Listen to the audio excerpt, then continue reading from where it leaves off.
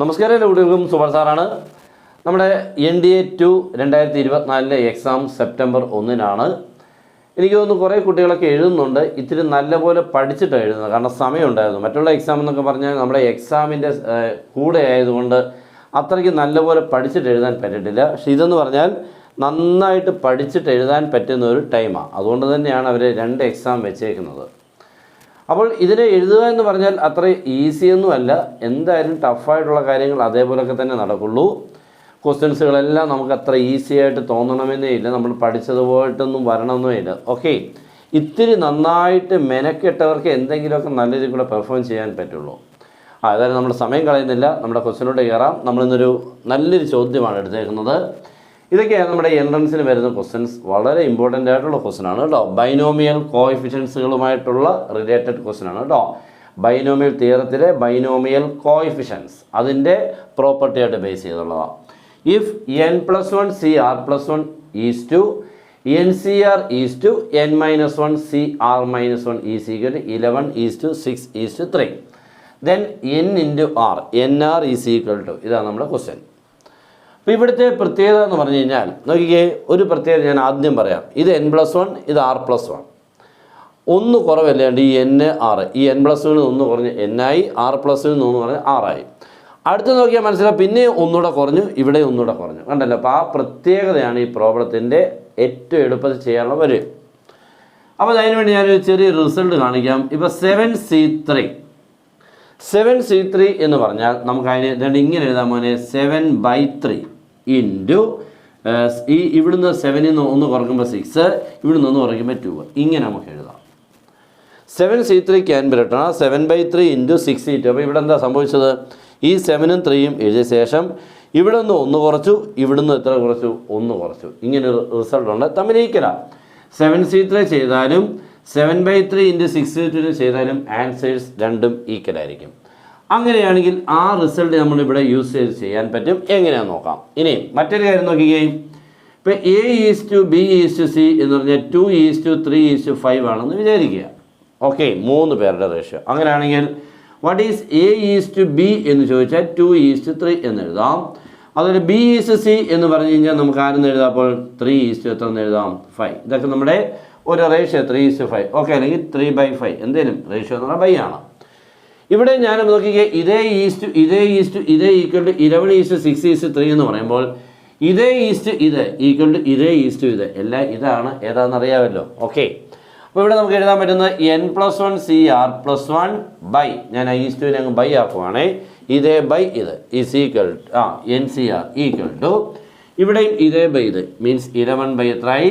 6 ആയി. ഓക്കെ, അപ്പോൾ n+1 CR+1 by NCR equal to 11/6. ഇവിടെ ഞാൻ അപ്ലൈ ചെയ്യാൻ പോകുന്നത് ഈ എക്സ്പ്രഷനാണ്, ഈ റിസൾട്ട് ഞാൻ ഉപയോഗിക്കാൻ പോകുന്നത്. അപ്പോൾ ഈ n+1 CR+1 എഴുതുന്ന ശ്രദ്ധിച്ചോണം. ഇവിടെ നോക്കിക്കേ, 7, ഞാൻ ഒന്നുകൂടെ ഓർമ്മിപ്പിക്കുക, 7C3 can be written as, ഈ 7 എഴുതുക, ഈ 3 എഴുതുക. എന്നിട്ട് ഈ 2 പേരിൽ നിന്ന് ഓരോന്ന് വെച്ച് കുറച്ചാണ് ഈ പ്രിഫിക്സും സഫിക്സും എഴുതിയേക്കുന്നത്. അങ്ങനെയാണെങ്കിൽ n+1 CR+1 നമുക്ക് ഇങ്ങനെ എഴുതാം, n+1/r+1 ഇൻറ്റു n+1 ഒന്ന് പറഞ്ഞ് n-ആയി, r+1 ഒന്ന് പറഞ്ഞ് r ആകുമ്പോൾ NCR ഡിവൈഡഡ് ബൈ ആരാണ്? NCR is equal to 11/6. NCR എന്തായി പോയി? ക്യാൻസലായി. ബാക്കി n+1 divided by r+1 equal to 11/6.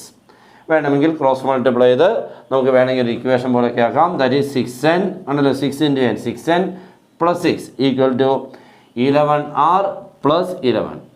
Okay, that is 6n is equal to 11r + 5. Okay, 6ന് അപ്പുറത്തുണ്ടായി. അപ്പോൾ ഒരു ചെറിയൊരു റിലേഷൻ നമുക്ക് കിട്ടി. നെക്സ്റ്റ് ഇവരെ തമ്മിലെടുക്കുമ്പോൾ ഇവിടെയും ഇവരെ തമ്മിലെടുക്കണം, സെക്കൻഡും തേർഡും തമ്മിലാണ്. അപ്പോൾ എങ്ങനെയായിരിക്കും വരുന്നത്? NCR divided by n-1 CR-1 is equal to 6/3. Okay, second by third. ഇവിടെ ഇപ്പോൾ NCRനെ നമുക്ക് ഈ റിസൾട്ട് ഉപയോഗിക്കുമ്പോൾ NCR നമുക്ക് ഓരോന്ന് വെച്ച് കുറയ്ക്കുമ്പോൾ ആദ്യം ഇവിടെ n/r എന്ന് എഴുതണം. എന്നിട്ട് ഓരോന്ന് വെച്ച് കുറയ്ക്കുമ്പോൾ n-1 CR-1 by n-1 CR-1 equal എത്രയാണ്? 6/3. ശരിയാണല്ലോ. NCRനെ നമുക്ക് n/r ഇൻറ്റു ഓരോന്ന് വെച്ച് കുറച്ച് എഴുതി n-1 CR-1 by n-1 CR-1. അപ്പോൾ ഇത് തമ്മിൽ എന്തായി പോയി മോനെ ക്യാൻസൽ ആയിക്കൊണ്ട് n/r ഈസ് ഈക്വൽ ടു 2 എന്ന് കിട്ടും.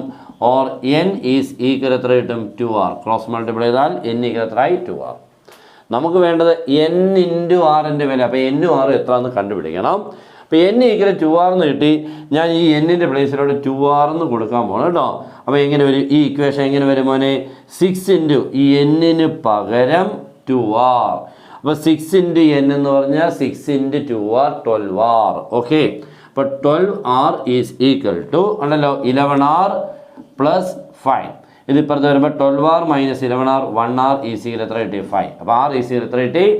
5 കിട്ടി. ഓക്കെ, r 5 കിട്ടിയാൽ n എത്ര ആയിരിക്കും മോനെ? n എന്ന് പറഞ്ഞാൽ 2 times of r 2r. r 5 ആണെങ്കിൽ 2r എത്ര? 10. 2 ഇൻറ്റു 5 10. അപ്പോൾ n 10 കിട്ടി, r 5 കിട്ടി. അപ്പോൾ n ഇൻറ്റു r എന്ന് പറഞ്ഞാൽ 10 ഇൻറ്റു 5. ആൻസർ ഈസ് ആരാണ്? 50. ഓക്കെ, തീർന്നു. നല്ല ക്വസ്റ്റ്യനാണ്. ഇതൊക്കെ നല്ല പ്രോബ്ലം ആണെന്ന് തോന്നുന്നെങ്കിൽ നിങ്ങൾ ഒന്ന് ഷെയർ ചെയ്തേക്കുക. പിന്നെ നമ്മുടെ ക്ലാസ് ഉണ്ട്, നിങ്ങൾക്ക് ജോയിൻ ചെയ്യാം. അടുത്ത വർഷത്തേക്ക് റിപ്പീറ്റ് ചെയ്യുന്നെങ്കിലോ ഇപ്പോൾ +2 പഠിക്കുന്ന ആരെങ്കിലും കാണുന്നുണ്ടെങ്കിൽ നിങ്ങൾക്ക് അടുത്ത വർഷത്തേക്ക് ഉള്ള ക്ലാസ്സിന് ജോയിൻ ചെയ്യാം. മാക്സിമം നിങ്ങൾക്ക് മെറ്റീരിയലും മാക്സിമം ട്രിക്സുകളും മാക്സിമം ഷോർട്ട് കട്ട്സും എല്ലാം തന്നുള്ള ക്ലാസ്സുകളും അതിനോടൊപ്പം തന്നെ അതിൻ്റെ നോട്ട്സുകളും. ഓക്കെ, പിന്നെ ഇക്വേഷൻ ബുക്കിലേക്ക് പോസ്റ്റലായിട്ട് നിങ്ങൾക്ക് വീട്ടിലോട്ട് അയച്ചു തരും. നല്ല രീതിയിൽ കൂടെ പഠിച്ചെങ്കിൽ മാത്രമേ പറ്റുള്ളൂ. തന്നെ ബേക്ക് ക്വസ്റ്റനൊക്കെ ചെയ്യുമ്പോൾ നിങ്ങളിത് ഒന്നുകൂടെ ചെയ്യണം. നിങ്ങൾ എത്ര സമയത്തിനുള്ളിൽ ചെയ്യുന്നു എന്നുള്ളത് ശ്രദ്ധിക്കണം. അതിനാണ് ഇമ്പോർട്ടൻസ്. ഇവിടെ ടൈം വളരെ ഇമ്പോർട്ടൻ്റ് ആണ്. ഓക്കെ, അപ്പോൾ എല്ലാവരും മാക്സിമം ഒന്ന് ഷെയർ ചെയ്യുക. നമ്മുടെ ചാനൽ എല്ലാവരും ഫോളോ ചെയ്യുക. Good bye.